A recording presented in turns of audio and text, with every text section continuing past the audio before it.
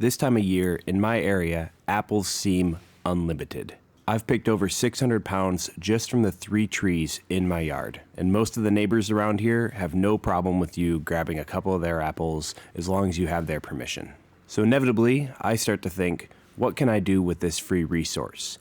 I love apple cider and I love hard apple cider, so those are going to be my 2 main goals. However, as a homesteader, I also want this to be economical, so how much do I need to make in order to make the initial investment worth it? The way I see it is if I get all reusable supplies, I spent about $400 to $500 this year, make 100 liters, so I'm paying about $4 to $5 a liter, which is a bit high, but it's all natural, hand-pressed cider. And since it's all reusable, it'll be free next year and the year after that and the year after that. This improvised oil filter wrench on a stick worked to get the upper apples today, but I have a few professional ones on the way. With a little help from some of the older and a little more gangly children, we're able to pick 80 pounds of apples in the first 30 minutes out in the yard. Say apple cider. Apple cider! The younger ones, while less useful at picking apples, are more than willing to help along the way. Sadly, this is one of the homesteading events that requires knives and drilling and chopping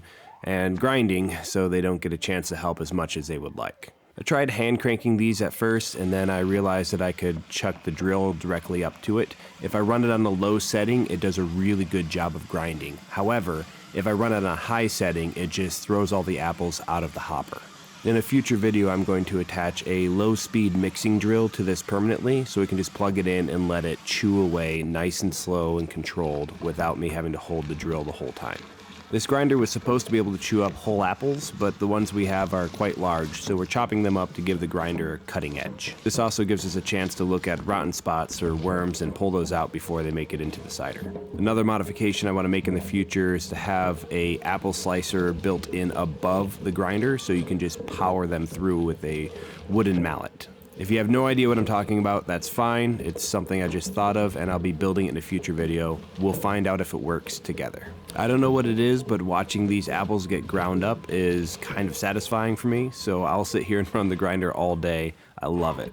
All right, finally a task where the little ones can help, assembling the press. All these individual pieces are manageable, so I let them put it together, even though it takes a little bit more time than if I were to just do it myself. As long as they're having fun, I will let them help me all day long, but I don't force them into it. I find that kids naturally want to be helpful in the family, they feel better about it, they feel more confident, more capable, so as long as they're willing to do it, they can be right there by my side helping along. It definitely slows down the day, but I find it to be more enjoyable to have the company anyways. I'm not necessarily trying to foster a work ethic here, I'm trying to foster a enjoyment of capability or an enjoyment of activity.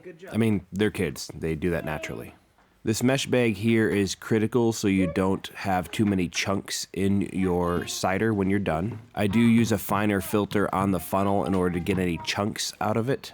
Without the bag, it would just be too much mash to handle. The mistake I made here is I didn't have the jug underneath and didn't realize that just pouring these in without compressing them will absolutely start the cider generation process. By which I mean is a bunch of cider leaked onto the floor while I was putting these pieces of wood on before I realized that I needed a jug collecting. Or at least that's what happened the first time. This is my 3rd or 4th pressing at this point. Now, I apologize for the video quality here. It was darker than I thought when I filmed this, and I don't have that good of a camera, and I didn't have any lighting set up that day. I had to go back in and brighten it using the editing software, which doesn't bode well for the resolution, the quality, or the natural look, so this has got a little bit more of a home video feel to it than my usual videos. I noticed this as soon as I started editing the video, so I went ahead and bought 2 6200 lumen LED lights for future use. That should solve this dark and grainy appearance that I have going on here. I'm also in the market for a better low light camera. If anyone has any experience with that, hit me in the comments below. Right now I'm just using a GoPro Hero 9 Plus Edition. It's an excellent camera if you have really good lighting, but in these conditions it can have a hard time just because of the size of the lens or the aperture. I'm not an expert at it, but I know that it does have some trouble in these darker environments. Alright, so I've built my Jenga stack. This allows me to start putting pressure on the mash. This specific press has a ratchet mechanism built into that top mechanism. It looks like an Acme screw, the type of screw you'd see on a vise. And as you click this back and forth, similar to a farm jack, it pushes down further and further. That's why we had to build up all that cribbing on top so that as this pushes down, it doesn't hit the sides of the press. You can see here that if I didn't have that stack of wood, I'd be hitting the side and we'd be maxed out. I like to crank it down and then crank it down a little bit more every 5 minutes, allowing it time to bleed off that extra moisture, leaving this really dry mash. If you have chickens or pigs, they absolutely devour it. If you don't, you'll have to compost. So these are 5-liter jugs. I have 3 full and then 2 extra liters in a 4th one. So a total yield of about 17 liters from that single pressing of about 75 pounds of apples. If you partially crush down your containers before freezing, they come back out to be a normal size without putting strain on the material. Here I'm heating up the honey by putting it in a boiling pot of water. This allows it to pour more easily into the jug I'm going to use for hard cider. You don't need to pasteurize the honey. If it's raw, unfiltered honey, it is already antimicrobial. That means if you mix the yeast into this right now, it's going to kill it. I abandoned the funnel and poured it in directly and didn't have too much of a problem with it. The funnel was unnecessary. Meanwhile, I'm boiling the 5 liters of apple cider that I want to put into this because I want to kill anything that is in that is picked up throughout the day or throughout living in the wild. Getting it fully sanitized here goes a long ways towards not having competing microorganisms when you put in the yeast for fermentation. Though I did have some trouble here, my funnel fit too tightly and it started to gurgle back out. I spilled quite a bit of it, ended up using about 5.5 liters, but I have plenty to spare.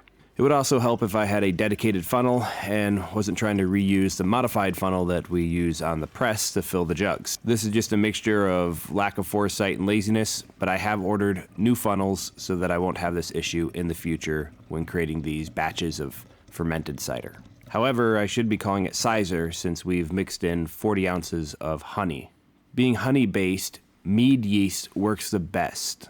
We culture the yeast for a couple hours on the side in a warm dish of cider. This allows it to rehydrate in a container that won't kill it. Now it's important that you don't add this until this is cooled off to under 120 degrees Fahrenheit because that's the temperature that starts to kill yeast. Anything over 140 instantly sterilizes it.